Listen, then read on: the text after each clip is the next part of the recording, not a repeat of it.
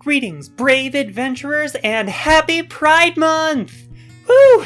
It's June, it's Pride, yay, it's Pride, hi. So, for those of you who somehow hadn't figured it out yet, I am both trans and a lesbian. So I always look forward to June. It's definitely my favorite month of the whole year. It's Community Day today. And I sadly do not have any specifically gay stories for you, but I do have two stories taken from my own community. Both were from the FoxyBard Discord server, which, if you didn't know, you can join if you'd like to. The link is down in the description below. But without further ado, have a seat around the fire as we dig into more stories of role-playing. Our first story comes to us today from the user Bento, and it is about a first-time DM meeting their very first problem player. It's a little bit disappointing. It's a lot disappointing, frankly. They deserved better. Oh well, let's get right into it. Tale start. Hey, I have a story and I'm willing to share. Oh, thank you. And sorry for the long post. I started playing TTRPGs last year as a player character in an awesome group I unfortunately had to abandon as my classes would conflict with its schedule. Oh, that happens. As the time to leave was coming, I started preparing an adventure of my own and posted it on Looking for Group on Roll20. I got 5 players really quickly, and then it began. There will be minor spoilers for Waterdeep Dragon Heist, as that is the module I rolled with.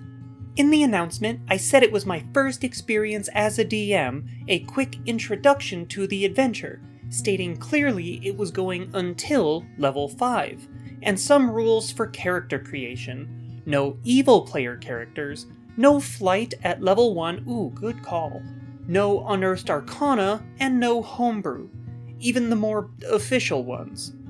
Aside from that, anything was game. I don't really think that is too restrictive.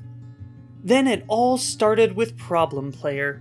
He sent me a backstory of his evil PC. I thought you said no. And I said no, as stated in the post. Yeah, okay, I thought so. Jeez.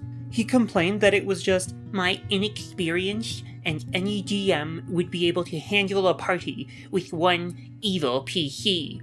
To which I agreed, saying I did not feel prepared to deal with serious internal conflicts in the party. He asked if the adventure was linear, to which I said yes. He then complained that linear adventures are just boring, and only sandbox ones can be fun. His backstory was that he was created in a lab in Waterdeep and was returning there to save his siblings. I said that sounded cool, and with simple modifications, I could integrate an evil scientist in the main plot. He then complained that would be no fun, and I should just let him do a solo session by level 7 or something to invade the lab. Oh, dude, come on. I pointed out that the adventure would just go to level 5, and he complained again. Then session 1 came to be. The group received a quest in a tavern, went to investigate, and eventually split. I thought, and still think, that when it happens, I can cut the scene strategically as to not make half of the group be 40 minutes doing nothing, to which he, of course, complained again, saying I should finish a scene before starting a new one, which I don't think is better or worse, it's just not my style. Time and time again, he said he was gonna do something else, and to call him when his scene came. Did not pay attention in combat, and I had to call him by name several times to get him to play his and his pet's turns, was antagonistic to the party for literally no reason, etc. After 3 or so sessions, I was dreading to play and was thinking to try to come up with an excuse to ditch the group. The one session he did not come to was the best of all and lightened things up by a lot. Here comes a super early spoiler for the module. When they delivered the first quest, the NPC said he did not have the money to pay the group on him, but had a deed for a tavern, which I stated was worth much more than they were owed, and was willing to use that as payment instead. This guy then proceeded to kill this NPC in plain sight, was dominated by the tavern keeper and guards, and the session ended. End of spoilers. After that session, I pondered for a few days and asked each player, including him, what they were thinking of the campaign so far. All but him were enjoying. He really did not like more linear stories. He said he liked the group, but was not liking the story per se. I then booted him. Good. After that, the sense of dread I felt towards game day became joy. We finished the module with my PC saying the story did not feel linear, and I took pride to fill the world with NPCs and options for what to do next. And we are going into a second campaign with the same characters. And all is well. And tail end. Do you see how much better things get once you kick the problem player? So, if you have a problem player in your games, it is honestly better to just kick them if you can't work it out. No D&D is better than bad D&D, after all. And you'd still have D&D because the rest of the group would still be there.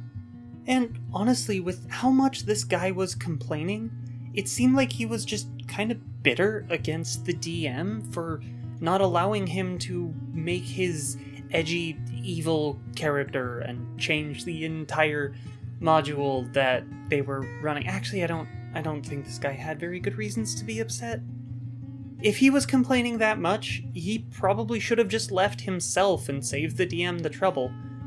There's the lesson for you. If you are not enjoying a game, it is perfectly acceptable to just leave.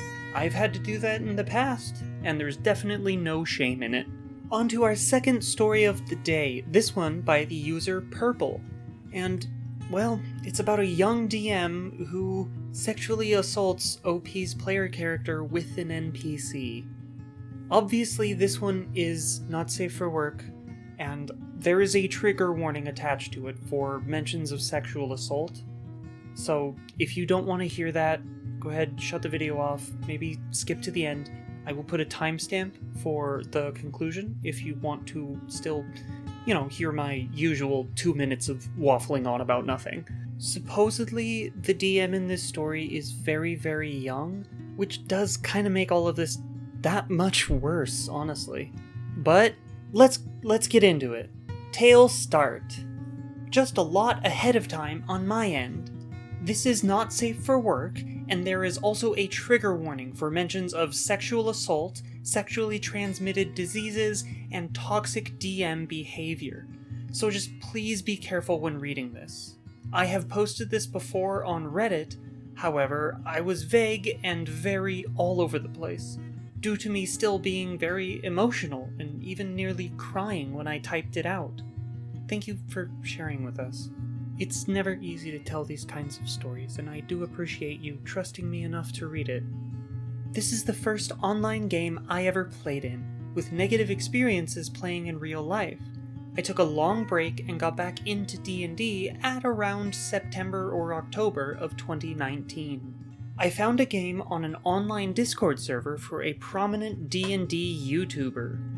I won't say who or the server because I still enjoy their content and don't want to give them a bad name. I have found my current amazing group from that server, some of whom were in the original group this horror story was in. The DM was a young kid, said he was 13, but possibly 11 to 12 based on the sound of his voice and general way of thinking. The rest of the group is a red dragonborn sorcerer who ghosted everyone after the first session, so he is irrelevant other than this little mention. The rest consisted of Human Hexblade, Morris, who is essentially some guy who lost everyone he cared about and made a bad decision. Later arrivals consisted of an in-real-life friend who played a tiefling thief rogue, Aya, who I think she liked to mug creepy men. Oh, a noble cause. Another consisted of my now DM, who played a half-elf arcane archer, Shell, since she was a force of hilarious chaos.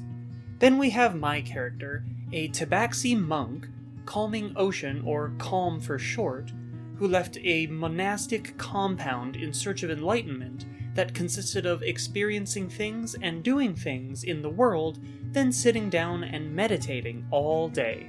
Encouraged by a fellow Tabaxi who traveled to the compound and essentially befriended and told him about the outside, this other Tabaxi guy was meant to be a friend player character whom he respected and appreciated for giving him the courage to run away and explore. And his DMPC, young girl human druid, who somehow could summon dragons with her spells, and flirted with my real-life friend's player character. Ugh. To the events of the game based on red flags. The first one consisted of the arrival of my backstory NPC, the close friend who encouraged my PC to travel and leave the monastic compound, which alone isn't that bad, and is actually pretty good, until said NPC began to flirt with my character, which lasted until he died to a giant attack because he was some kind of level 2 or 3 paladin, while everyone else was level 8 or 9. Yes, we were level 8 at the start of the game, which also isn't much of a red flag, but he was a new 12-year-old DM. More boring travel and currently obvious railroading ensues, and leads us through a portal and onto a floating island in a demiplane with some kind of fancy mansion, requiring us to then infiltrate some kind of ball to stop cultists? At this point, the story was so confusing and all over the place, it might as well have been Homestuck. I mean, I'm not going to try and get into the nitty-gritty of what is even going on. What occurred was a fight against a fire giant and multiple homebrew undead, who, when they bite you and if you fail a constitution saving throw, you just slowly die and turn into a zombie. Which occurred to the DMPC, because he rolled out in the open for us all to see, and we would verify that she failed. After said fight, we decided to take a long rest in the ruined mansion, everyone separating off and doing their own thing. I forgot where everyone else went, but I did know me and the NPC settled in the library, after he showed up not dead due to a weird pact. Okay, what actually are this NPC's pronouns? I can't tell. Quick extra warning, this is where the sexual assault comes in. First, this started when the NPC put his hand on my player character's thigh and tried to force a pact on him. After being told by everyone else that pacts don't work like that, he conceded and had the NPC kiss mine, shocked. I couldn't really say anything while he was about to describe the sexual things occurring, during which I had gathered enough of a spine to then frantically beg for the bare minimum courtesy of a fade to black, which somehow needed convincing was a good idea. The aftermath included the DM declaring I need a constitution saving throw, in which I rolled below a 10 on due to bad dice rolls, and was informed I now have an STD from the NPC. I honestly disassociated from the situation from then on. The DM tried to flip the blame on me after I tried to inform him on how I felt about the sexual assault in another voice chat one night, saying that I should have liked it because I am a furry and not straight. Oh. And acted like he did a great thing for me, which is honestly absolutely abhorrent for a 12-year-old kid to say, much less actually think. This hurts me to read. I hate this. There was more to happen. Other player characters were not spared from this DM's grasp, and this led up to a confrontation, leading to my real-life friend dropping from D&D for the time being, and me joining in with Shell and Sir Morris's players, while we all collectively blocked and broke off from said young DM. TLDR, young DM forced an NPC from my backstory to be a romantic interest. When I didn't follow, he had the NPC sexually assault my PC, then gave him an STD, later tried to gaslight me into thinking I would like it, and was promptly taken down from his DM status and kicked out for shitty and toxic behavior to player characters. Tale end. Well, I found it. This is my least favorite story I've ever read on this channel so far. This was horrible. I hated this. Purple, I am so sorry that you had to go through this. This had to just be an awful experience all around. Especially with the kid. Thank you again for trusting me to read it. Even if it hurt me a little bit, I still do mean it when I say thank you. The only thing I really wonder is why it took so long to leave that group. And also how you ended up playing with a 13-year-old DM. Obviously, I don't know your age, so things could be complicated. The way this was written, it sounds like you are significantly older than he was, so the dynamics at play probably did make it harder to confront him about this. As a further reminder to everyone, do not include sexual content in your games unless you okay it with all of your players beforehand. Definitely do not spring it on them. And always respect a player's wishes for a fade to black instead of trying to play it out. Wow, what a way to kick off Pride Month, right? I better throw something extra gay in on Monday, just to be sure. Oh, thank you all for watching. Don't forget to like the video if you liked the video, subscribe to the channel if you are not yet subscribed, and let me know what you thought in the comments below. All of these things do help me to defeat that horrible algorithm monster. That 1,000 subscriber mark is starting to be in reach. I love you all and thank you so much for all of your support. So join in the FoxyBard Discord server, link in the description, and you can share your stories as well. But for now, let's douse the fire and get back to our own adventures.